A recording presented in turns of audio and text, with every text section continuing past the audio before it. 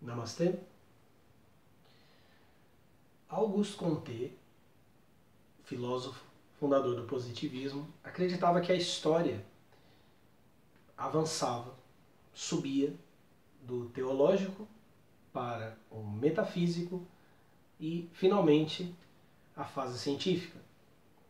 Karl Marx entendia a história também de modo trifásico. Um comunismo primitivo, o período da sociedade de classes, e um comunismo futuro onde o Estado seria abolido. Hegel, extremamente importante para a formação do idealismo alemão, entendia a história de modo semelhante, aliás, foi o precursor de todas essas ideias, ou quase o precursor dessas ideias. Ele entendia que a história, que o grande espírito, o espírito divino, ia se conhecendo na história num movimento de tese, antítese e síntese. Todas essas ideias são corpos, sem alma, de uma ideia primordial, rejeitada pela Igreja. As ideias do abade da Irmandade de Cister, Joaquim de Fiore.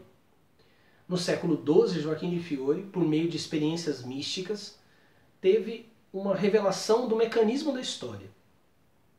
Ele entendia que Deus e a história, assim como os gregos pensavam, estavam entrelaçados.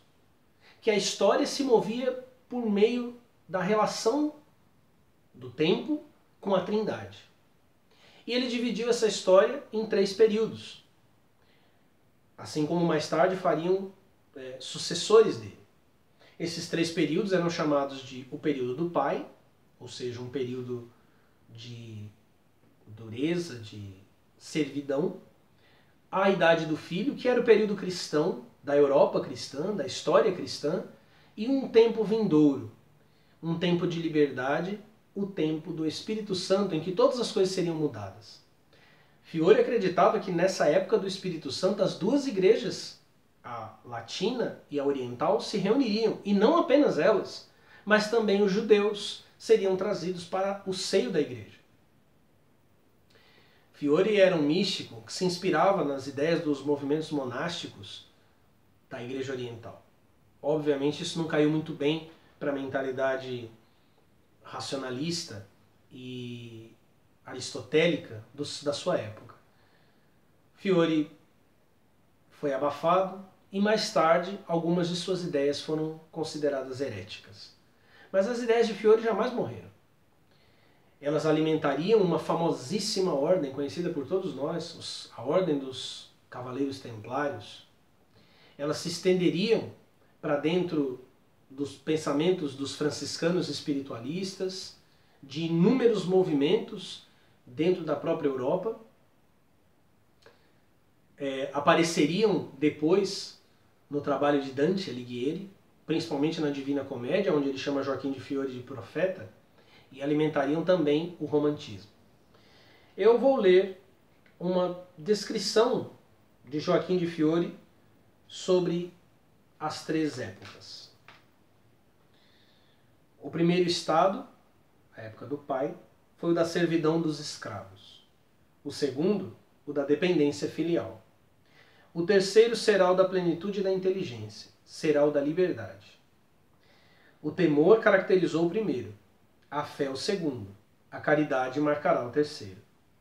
O primeiro era o tempo dos escravos. Se vocês lembrarem, eu disse que os babilônicos, por exemplo, entendiam que eles eram servos dos deuses, que seu trabalho era servir os deuses. Inclusive o mito babilônico fala disso. Os hebreus, na sua relação com Deus no deserto, também eram servos de Deus.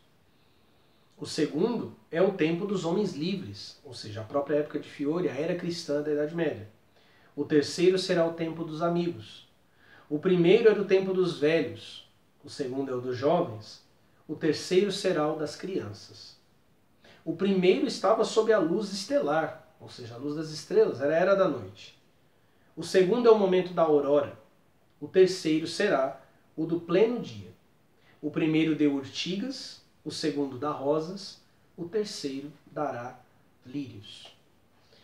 A descrição de Fiore, infelizmente, sugeria o fim da igreja. Fiore não podia entender exatamente o que seria essa era, ainda que tenha sido um profeta, porque, como ele mesmo dizia, a Era do Filho era um período em que nós enxergamos as coisas por sombra e enigma.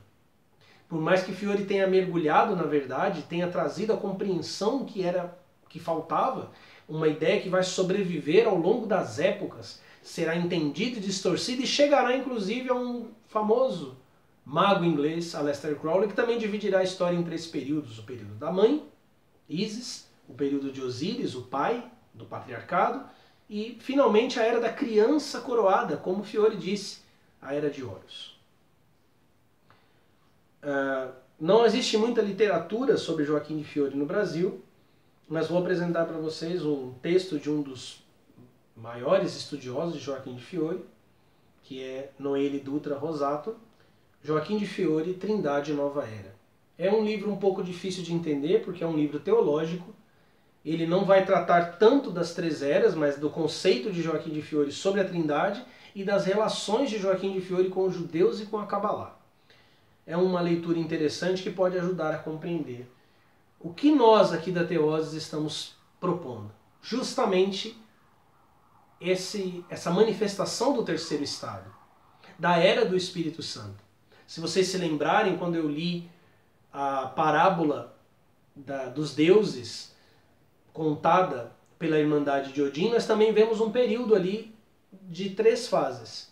Um momento em que se lida com um Deus furioso, depois o Deus Filho que perdoa, e finalmente a mesa dos deuses, onde o iniciado se senta com os deuses, ri com eles e não tem medo de perder a própria vida.